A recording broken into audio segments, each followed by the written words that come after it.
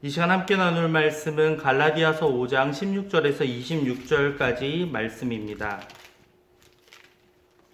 갈라디아서 5장 16절에서 26절까지 말씀입니다. 갈라디아서 말씀은 신약성경 303면에 나옵니다.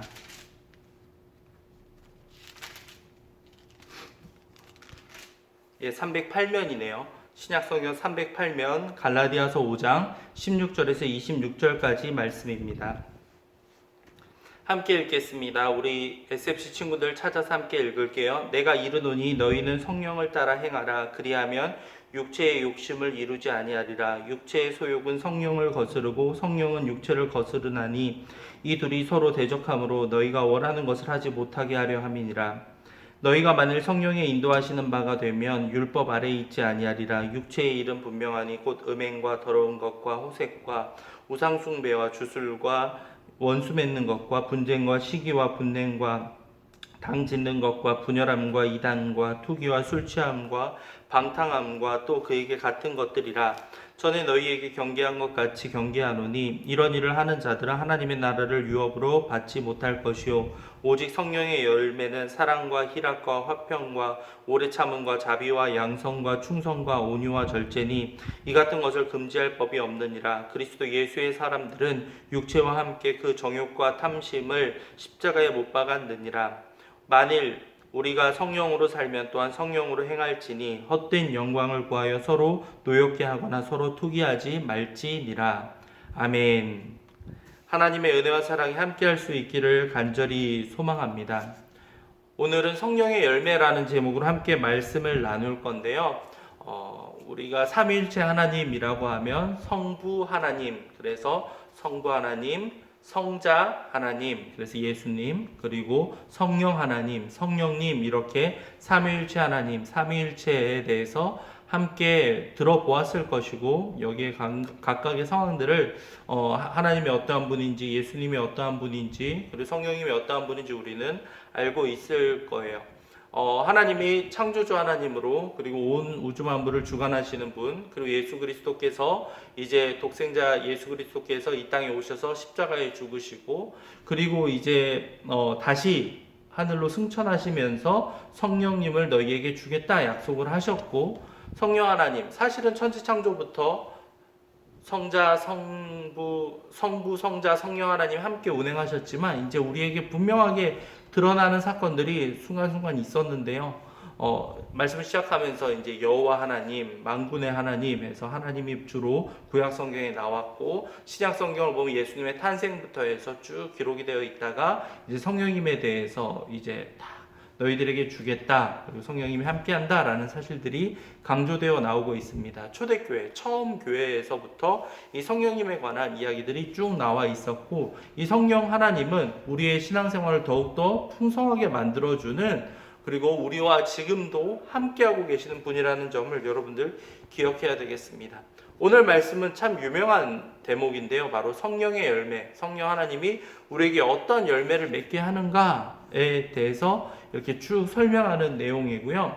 이 설명하는 데 있어서 크게 두 가지의 대조되는 상황들이 있습니다. 첫 번째는 육체에 하는 일, 즉 성령의 인도하심을 받지 않고 마음대로 살아갈 때 사람들이 어떻게 행할 수 있는가라고 해서 19절부터 21절까지 쭉 경고의 내용이 나와 있다가 이제 성령 하나님께 붙잡혀서 이제 함께 살아가는 이제 그리스도인들의 모습이 어떠해야 되는가, 그 9가지 열매가 쭉 기록되어 있는 겁니다.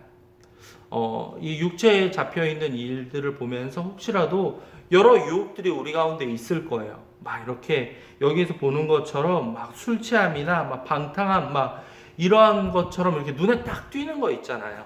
그러한 잘못들이 있는가 하면 은근히 우리 마음 가운데 여러 가지 자리 잡고 있는 잘못된 모습들도 있거든요.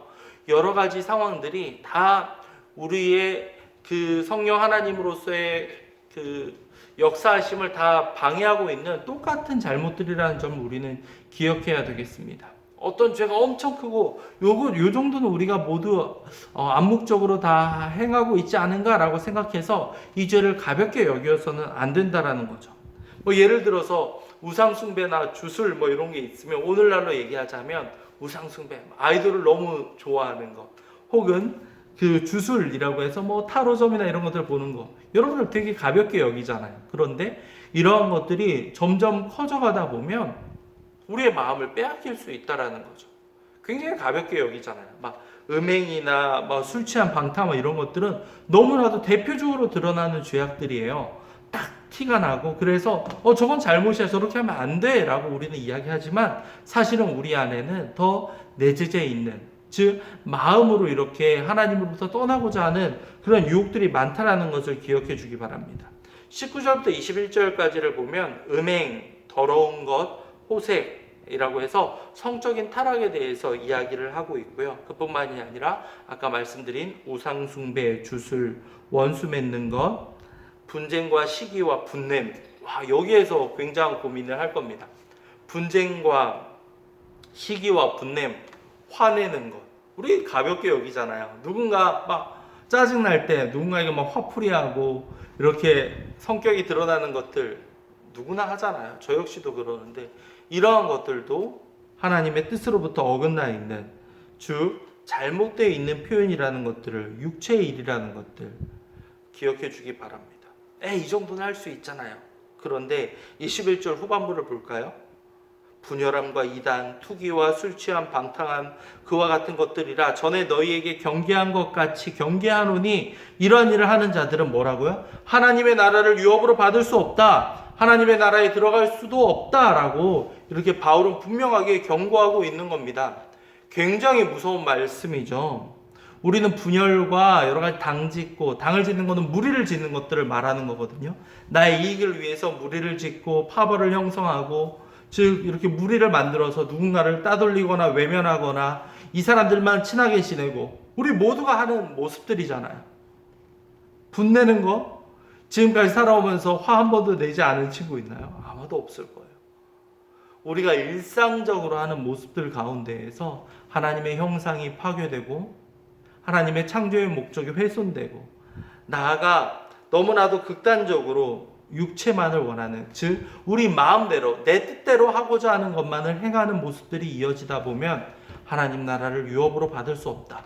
그런 것이 발전하고 발전해서 회개하는 시간도 없고 하나님의 뜻을 찾는 시간도 없고, 이러한 일들이 이어지다 보면 결국에는 하나님의 나라를 유업으로 받을 수 없다는 놀라운 경고의 말씀이 나와 있습니다.